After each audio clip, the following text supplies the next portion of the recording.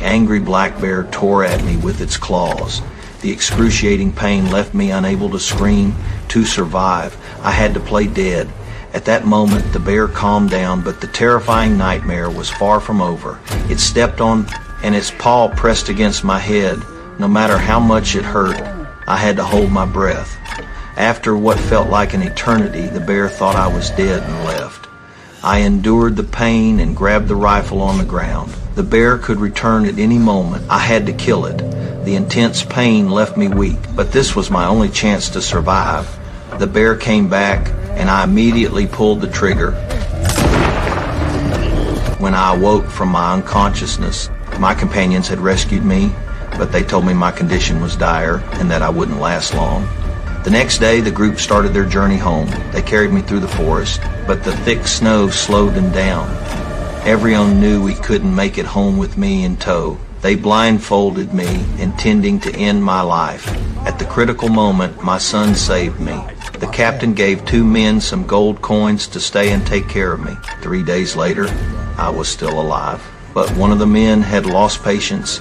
He decided to kill me. Just then, my son returned to save me. He was killed by the man. I watched helplessly as my son was dragged away. Finally, the man buried me in a pit, driven by a powerful will to survive and a desire for revenge. I endured the pain and crawled out. I returned to the camp and gathered whatever supplies I could find.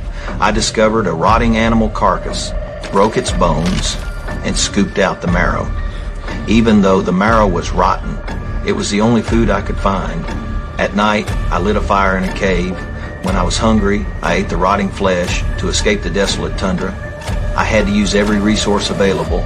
I encountered a blizzard. I cut open a horse's belly, removed all the organs, and stripped off my clothes to crawl inside, though cruel.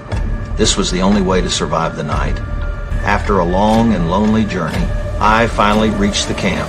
The patrol found me. When they saw my face, everyone was stunned. No one could believe I had made it back alive. I told them the truth, but the killer had already fled. After resting, I began to hunt him down.